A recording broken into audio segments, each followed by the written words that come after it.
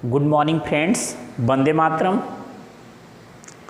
तो आज हम नए टॉपिक स्टार्ट करते हैं, कार्बन एवं उसके यौगिक।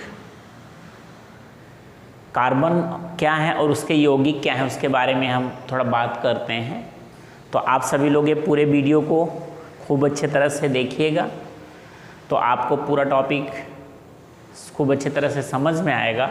अगर आपको ये पूरा टॉपिक अच्छी तरह समझ में आता तो आप मेरे वीडियो को निश्चित रूप से लाइक और सब्सक्राइब करें, जिससे आपको नेक्स्ट अपडेट मिलता रहे। तो आते हैं कार्बन एवं उसके यौगिक। इसमें जो टॉपिक है समजातीय श्रेणी। समजातीय श्रेणी क्या होती है, इसके बारे में हम बात करते हैं। जब हमारे पास जो यौगिक होते हैं, जो कंपाउंड होते हैं, अगर वो एक ही श्रेणी के हैं तो उसे हम समजातीय श्रेणी कहते हैं। जैसे अब आप देखो, मान लो कि हमने एक ही फंक्शनल ग्रुप का जो प्रक्रियात्मक समूह है, अगर हमने एक ही फंक्शनल ग्रुप के सभी एलिमेंट्स को ले लिए या सभी कंपाउंड को ले लिए, तो वो सारे जो कंपाउंड होंगे, वो जो सारे यौगिक होंगे, वो सभी समजातीय श्रेणी के यौगिक कहलाएंगे। जैसे मैं आप एक को उदाहरण देता हूँ कि मान लीजिए एल्केन है। एल्केन का जो जनरल फार्मूला है, एल्केन का जनरल फार्मूला है CnH2n+2। ये हमारा अल्केन है, अल्केन का जनरल फार्मूला है।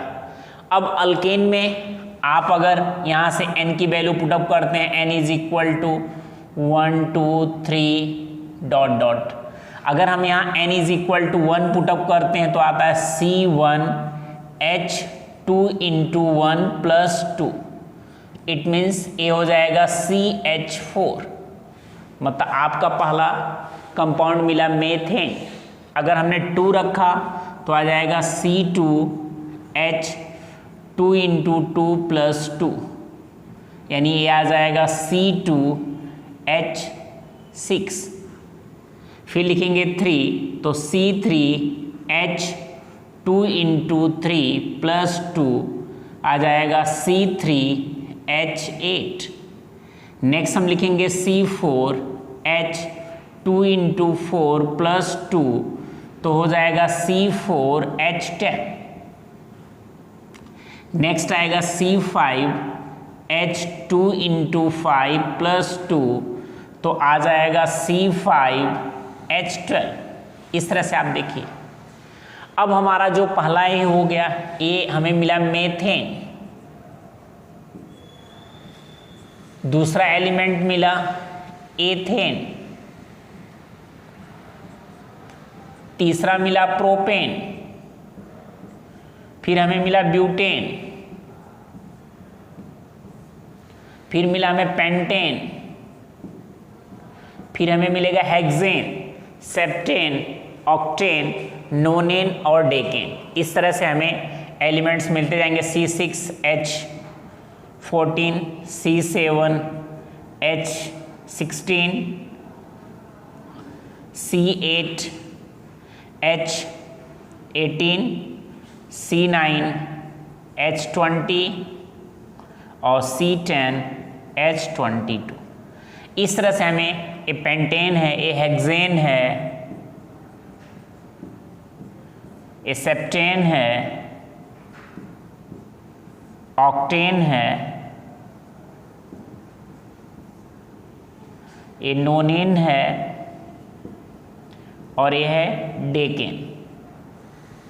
अब आप सभी में देखिए, यहाँ पे जितने भी एलिमेंट्स हैं, सब में कार्बन के एक मॉलिक्यूल प्लस होता जा रहा है और हाइड्रोजन के 2 मॉलिक्यूल प्लस होते जा रहे हैं। और ये सभी जो एलिमेंट्स हैं एक ही श्रेणी के हैं, अल्केन के हैं। तो हम कह सकते हैं कि ये जो सारे एलिमेंट्स हैं ये सब समजातीय श्रेणी के अंतर्गत आएंगे। ये जितने भी एलिमेंट्स हैं वो सब समजातीय श्रेणी के अंदर है, क्योंकि इनमें क्या है, इनका जो जनरल फार्मूला एक है, इनके प्रॉपर्टीज एक जैसे होंगे, ठीक है ना, इसीलिए ये सब समजातीय श्रेणी के अंदर आएंगे। दूसरा हमारा ले लेते हैं अल्कीन। अल्कीन का जो जनरल फार्मूला था CnH2n होता है, इसमें भी n की वैल्यू 1 2 3 4 5 रखेंगे तो यहाँ भी हमें जो एलिमेंट्स कंपाउंड्स मिलेंगे वो भी एक ही श्रेणी के रहेंगे। तीसरा है अल्काइन, अल्काइन का है CnH2n-2। यहाँ n को 2 से स्टार्ट करते हैं, 1 से स्टार्ट नहीं करते, 2 से स्टार्ट करते हैं, क्योंकि अगर यहाँ हम n को 1 से स्टार्ट करेंगे तो यहाँ हाइड्रोजन कंपाउंड्स का एलिमेंट्स नहीं मिले, इसलिए n को 2 से स्टार्ट करते हैं तो यहाँ से भी हमें कंपाउंड्स मिलते हैं। अब जितने भी अल्केन है सबके आगे एन आएगा, जैसे मेथ है तो मेथेन, प्रोप है तो प्रोपेन। अब जितने भी हमारी अल्कीन है जैसे मेथीन, एथीन, प्रोपीन, इसके आगे हम इन ऐड करेंगे, और जितने भी हमारे अल्काइन है उसके आगे आइन ऐड करेंगे, जैसे एसिटिलाइन, प्रोपोलाइन। तो इस तरह से जो एलिमेंट्स मिलेंगे वो एक ही श्रेणी के मिलेंगे, और ये जो श्रेणी मिलेगी ये हमारी कहलाएगी समजातीय श्रेणी। एक हम देखते हैं कि अगर हाइड्रोक्सिल ग्रुप को ऐड कर देते हैं, ठीक है, जैसे मान लिया हाइड्रोक्सिल ग्रुप को हमने ऐड कर दिया इसमें, तो भी अगर एक ही फंक्शनल ग्रुप है, एक ही फंक्शनल ग्रुप के अगर सभी एलिमेंट्स आएंगे तो भी एक समजातीय श्रेणी में ही कहलाएंगे। जैसे आपको उदाहरण दूं, अगर हमारे पास अल्कोहल है CH3OH, ठीक है ना, ये हमारा है मेथिल अल्कोहल, या इसी को IPAC नामनक्लेचर में मेथेनॉल बोलते हैं। फिर हमने ले लिया C2H5OH, एथिल अल्कोहल C3H7OH। अब आप देखिए सबमें जो फंक्शनल ग्रुप है वो हाइड्रोक्सिल ग्रुप ही है, सब में जो फंक्शनल ग्रुप है वो हाइड्रोक्सिल ग्रुप ही है, इसलिए ये जितने भी एलिमेंट्स या कंपाउंड होंगे ये सारे कंपाउंड एक ही श्रेणी के मिलेंगे। अगर ये सारे कंपाउंड एक ही श्रेणी के मिलेंगे तो हम इसे कहेंगे कि ये समजातीय श्रेणी के एलिमेंट हैं, ठीक है। तो ये थी कि समजातीय श्रेणी किसे कहते हैं, यानी ऐसी श्रेणी जिसके अंदर एक ही फंक्शनल ग्रुप हो, उसी फंक्शनल ग्रुप के एलिमेंट्स हों, या जिनका जनरल फार्मूला एक ही हो, ऐसे सभी यौगिक समजातीय श्रेणी के यौगिक कहलाते हैं। उदाहरण के लिए था अल्केन, अल्कीन, अल्काइन, या हमारा हाइड्रोक्सिल फंक्शनल ग्रुप को हमने लिया तो जितने हमारे अल्कोहल मिलेंगे वो सारे एक ही जाति के यानी समजातीय श्रेणी के यौगिक कहलाएंगे, ठीक है। तो ये था हमारा समजातीय श्रेणी, ठीक है। अब हमारा कार्बनिक यौगिक का नॉमनक्लेचर, ठीक है ना, कार्बनिक यौगिक का नाम पद्धति क्या है, जैसे कि इनका नामकरण किस तरह से करते हैं, तो इसके लिए जो नाम पद्धति का सिस्टम आया, ठीक है, नाम पद्धति में सिस्टम हमें तो IUPAC, इसका नाम है पूरा IUPAC, ठीक है, इंटरनेशनल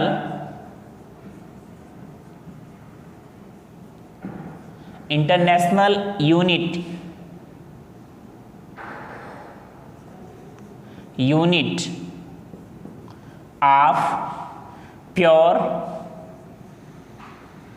एंड अप्लाइड केमिस्ट्री।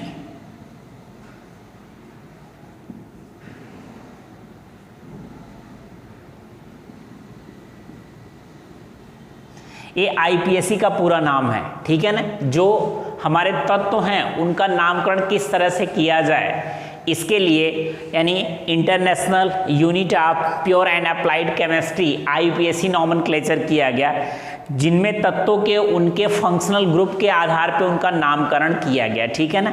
तो हम कार्बनिक यौगिक को नामकरण किस आधार पर करें, तो सबसे पहले आते हैं हम हाइड्रोक्सिल फंक्शनल ग्रुप। पहले हम हाइड्रोक्सिल फंक्शनल ग्रुप लेते हैं, तो हाइड्रोक्सिल फंक्शनल ग्रुप के जो एलिमेंट्स होंगे, ठीक है ना, उसका हम नामकरण कैसे करेंगे, तो जो हमारा फंक्शनल ग्रुप है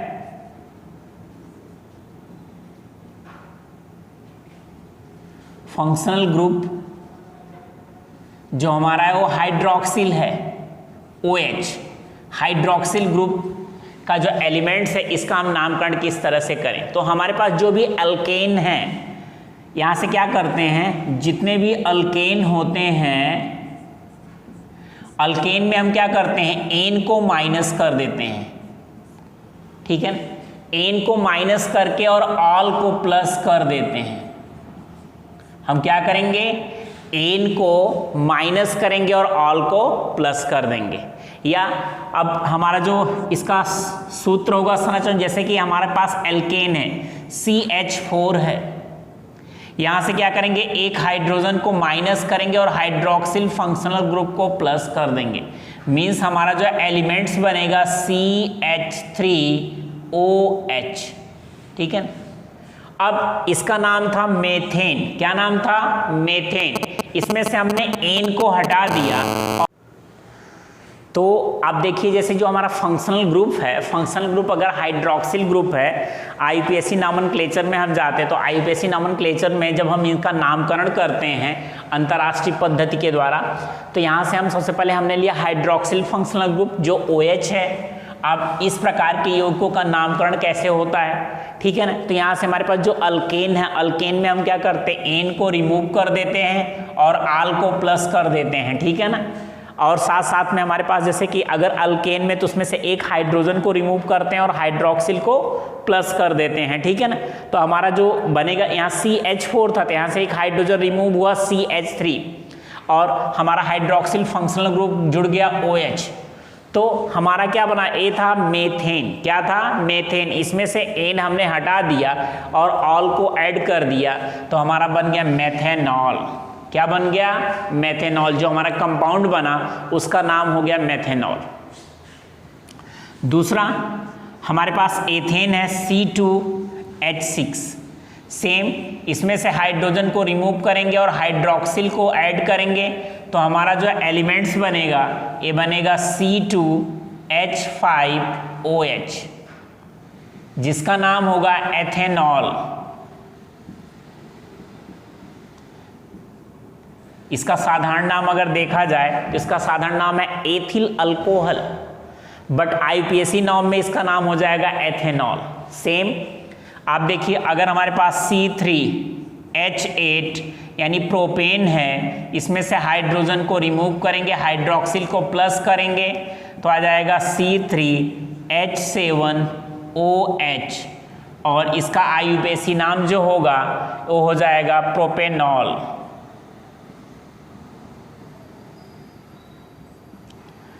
प्रोपेन है तो क्या हो जाएगा, प्रोपेनॉल हो जाएगा। नेक्स्ट अगर ब्यूटेन को लेते हैं तो C4H10, ये ब्यूटेन है, यहाँ से हाइड्रोजन को रिमूव करेंगे, हाइड्रोक्सिल फंक्शनल ग्रुप ऐड होगा और हमारा एलिमेंट्स बनेगा C4H9OH और इसका नाम हो जाएगा ब्यूटेनॉल।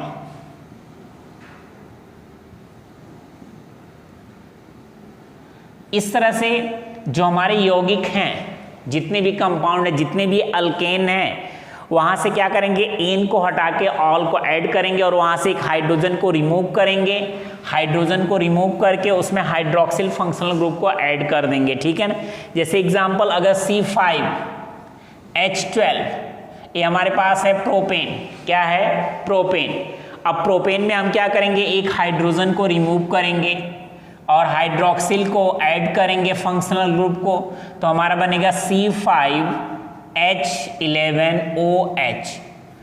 अब इसका नाम हो जाएगा प्रोपेनॉल, इसका नाम हो जाएगा प्रोपेनॉल, ठीक है ना। तो आप देखो जहां पे भी, यहां से देखो मेथेन था तो मेथेनॉल हो गया, यहां से एक हाइड्रोजन रिमूव हुआ और हाइड्रोक्सिल फंक्शनल ग्रुप इसके साथ ऐड हो गया। अब दूसरा सेम, यहाँ एथेन था तो एथेनॉल हो गया, यहाँ भी सेम क्या, एक हाइड्रोजन रिमूव हुआ और हाइड्रोक्सिल फंक्शनल ग्रुप ऐड हो गया। नेक्स्ट यहाँ पे सेम प्रोपेन था तो प्रोपेन था तो यहाँ से यहाँ पे ये पेंटेन था तो ये पेंटेनॉल हो जाएगा, ये आ जाएगा पेंटेनॉल, क्योंकि ये पेंटेन है तो ये पेंटेनॉल हो जाएगा, ठीक है। अब यहाँ से C3H8 हमारा प्रोपेन है, प्रोपेन से यहाँ से एक हाइड्रोजन निकला और हाइड्रोक्सिल फंक्शनल ग्रुप इसके साथ ऐड हुआ तो C3H7OH प्रोपेनॉल हो गया। सेम यहाँ पे ब्यूटेनॉल है, पेंटेनॉल है, हेक्सेनॉल, सेप्टेनॉल, ऑक्टेनॉल, नोनेलॉल और डेकेनॉल, ठीक है। इस तरह से हमारे कंपाउंड हो जाएंगे जो हाइड्रोक्सिल फंक्शनल ग्रुप के होंगे और आईयूपीएसी नामकरण पद्धति में उनका नाम उसके आगे ऑल ऐड करके और OH फंक्शनल ग्रुप उसमें ऐड कर दिया जाएगा। तो इस तरह से हम इनके नामकरण कर सकते हैं। I think all of you understand. तो आप सभी लोग इसको समझ गए होंगे। अब नेक्स्ट आते हैं हैलोजन्स। अगर हैलोजन है, हमारे पास हैलोजन है, तो हैलोजन का नामकरण किस तरह से किया जाएगा, ठीक है। अब हैलोजन के जो एलिमेंट्स हैं हमारे पास हैलोजन्स। अब हैलोजन को हम X से रिप्रेजेंट करते हैं और इसके अंदर आता है फ्लोरीन, क्लोरीन, ब्रोमीन, आयोडीन। ये हमारे हैलोजन्स होते हैं, ठीक है ना। अब इसका अगर आईयूपीएसी नॉमेनक्लेचर नामकरण करते हैं तो किस तरह से करते हैं। अब यहाँ पे क्या होता है कि अगर हम इसका नामकरण करेंगे तो हमारे पास जो भी अल्केन है, ठीक है ना, अल्केन के नाम से पहले अगर फ्लोरीन है तो फ्लोरो, क्लोरीन है तो क्लोरो, ब्रोमीन है तो ब्रोमो, आयोडीन है तो आइडो। जैसे हमारे पास CH4 अगर मेथेन है तो इसमें से क्या करेंगे, एक हाइड्रोजन को रिमूव करेंगे और क्लोरीन को हमने ऐड कर दिया तो यहां से आ जाएगा CH3Cl। अब इसका जो आईयूपीएसी नाम होगा वो होगा क्लोरो। इसके आगे क्योंकि क्लोरीन है तो क्या हट जाएगा, क्लोरो, और ये मेथेन था तो आगे आ जाएगा मेथेन, ठीक है। अब मान लो हमने ब्रोमीन को ऐड किया, यहां लिया C3H8, ये है प्रोपेन। प्रोपेन है, प्रोपेन में हम क्या करेंगे, एक हाइड्रोजन को रिमूव करेंगे और एक यहां से हमने क्लोरीन के जगह ब्रोमीन को ऐड कर दिया, यहां से हमने ले लिया ब्रोमीन, ये भी हैलोजन C है तो आ जाएगा C3H7Br। अब इसका नाम हो जाएगा ब्रोमो। क्या हो जाएगा, ब्रोमो। और ये है हमारा प्रोपेन तो ब्रोमो प्रोपेन। इसका नाम जो होगा वो आईयूपीएसी नाम में आ जाएगा इसका ब्रोमोप्रोपेन। मतलब यहाँ पे क्या कि अगर आप हैलोजन लेते हैं आईयूपीएसी नॉमेनक्लेचर में तो एल्केन के साथ जो भी हैलोजन को आप ऐड करेंगे। अब हैलोजन्स में हमारे 4 हैं जिसमें एक क्लोरीन है, ब्रोमीन है, आयोडीन है, फ्लोरीन है, ठीक है ना। अगर क्लोरीन को साथ में लेते हैं तो उस एलिमेंट्स के नाम से, उस कंपाउंड के नाम से पहले क्लोरो आएगा। अगर ब्रोमीन को लेते हैं तो उसके नाम से पहले ब्रोमो आएगा। आयोडीन के लेते हैं तो उसके नाम के पहले आयोडो आएगा। और अगर फ्लोरीन को लेते हैं तो उसके नाम के पहले फ्लोरो आएगा, ठीक है ना। इस तरह से हम क्या करेंगे, जो हमारा एल्केन होगा उसमें से एक हाइड्रोजन मॉलिक्यूल्स को रिमूव कर देंगे और halogen functional group chlorine, bromine, iodine, fluorine को ऐड कर देंगे और उनका नाम इस तरह से हो जाएगा। जैसे हमने क्या किया, मेथेन में से एक हाइड्रोजन को हमने रिमूव किया, क्लोरीन को ऐड कर दिया तो हमारा जो इसका संरचना सूत्र बना CH3Cl और इसका नाम हो गया क्लोरोमेथेन। क्योंकि ये मेथेन था तो इसका जो आईयूपीएसी नाम है वो हो जाएगा क्लोरोमेथेन। सेम कंडीशन हमने प्रोपेन को लिया, प्रोपेन में से एक हाइड्रोजन को रिमूव किया और एक ब्रोमीन फंक्शनल ग्रुप को हमने ऐड कर दिया तो यहाँ से आ जाएगा C3H7Br और एक ब्रोमीन है तो आ जाएगा ब्रोमोप्रोपेन, ठीक है ना। अब मान लो हमने लिया C2H6, इसमें से एक हाइड्रोजन को रिमूव किया और क्लोरीन को ऐड कर दिया तो हमारा हो जाएगा C2H5Cl और इसका नाम होगा क्लोरो और ये एथेन है तो आ जाएगा क्लोरोएथेन। इस तरह से आप क्या कर सकते हैं, कंपाउंड का नामकरण कर सकते हैं। तो आज हमने पढ़ा समजातीय श्रेणी क्या होती है। जब एक ही फंक्शनल ग्रुप के सभी एलिमेंट्स एक साथ रहते हैं तो उस प्रकार की श्रेणी को हम समजातीय श्रेणी कहते हैं। फिर हमने आईयूपीएसी नॉमेनक्लेचर पढ़ा, कार्बनिक यौगिक का नामकरण। तो आईयूपीएसी का पूरा नाम था international unit of pure and applied chemistry. उसके अंदर हमने हाइड्रोक्सिल फंक्शनल ग्रुप लिया। हाइड्रोक्सिल फंक्शनल ग्रुप के अंदर जितने भी कंपाउंड्स आते हैं वो क्या होते हैं, अल्कोहल होते हैं जिसका OH फंक्शनल ग्रुप था और उसका नामकरण करने के लिए हम क्या करते हैं, एल्केन में से एन को हटा के ऑल को ऐड कर देते हैं। जैसे हमारा मेथेन था तो मेथेनॉल, प्रोपेन था तो प्रोपेनॉल, ब्यूटेन था तो ब्यूटेनॉल, इस तरह से नामकरण हो जाएगा। फिर हमने हैलोजन्स लिया, हैलोजन को हम एक्स से रिप्रेजेंट करते हैं। इसमें जो 4 एलिमेंट्स आते हैं, फ्लोरीन, क्लोरीन, ब्रोमीन और आयोडीन, इनके नामकरण के लिए इनके नाम से पहले अगर क्लोरीन है तो क्लोरो ऐड होता है, ब्रोमीन है तो ब्रोमो ऐड होता है, आयोडीन है तो आयोडो ऐड होता है, और फ्लोरीन है तो फ्लोरो को हम ऐड कर देते हैं। तो इस तरह से हमने लिया मेथेन, मेथेन में हाइड्रोजन को रिमूव करके क्लोरीन को ऐड कर दिया तो फार्मूला CH3Cl। अब यहाँ पे क्लोरीन था इसलिए सबसे पहले क्या है, क्लोरो, और इसका नाम मेथेन था तो आ गया क्लोरोमेथेन। सेम हमने प्रोपेन को लिया, प्रोपेन में से एक हाइड्रोजन को रिमूव किया, ब्रोमीन को ऐड किया तो C3H7Br, यानी अब ये ब्रोमीन है इसलिए आ गया ब्रोमो, और ये प्रोपेन था तो आ जाएगा प्रोपेन। नेक्स्ट फिर हमने C2H6 यहाँ से लिया, यानी एथेन को लिया, यहाँ से एक हाइड्रोजन मॉलिक्यूल्स को रिमूव किया और क्लोरीन को, तो क्या आ गया C2H5Cl, इसका नाम है क्लोरोएथेन, क्योंकि यहाँ पे क्लोरीन फंक्शनल ग्रुप ऐड है, हैलोजन ऐड है और उसके पास से एथेन था इसलिए इसका नाम हो गया क्लोरोएथेन। तो इस तरह से आप इन सारे पॉइंट्स का यूज करके आप अन्य यौगिकों का भी नामकरण कर सकते हो। तो आज के टॉपिक को यहीं पे कंप्लीट करते हैं, नेक्स्ट टॉपिक को नेक्स्ट पीरियड में लेते हैं। तो आप सभी लोग इस सारे क्वेश्चंस को खूब अच्छी तरह से सॉल्व करिएगा तो डेफिनेटली आपको ये टॉपिक समझ में आएगा। Okay, thank you, good bye.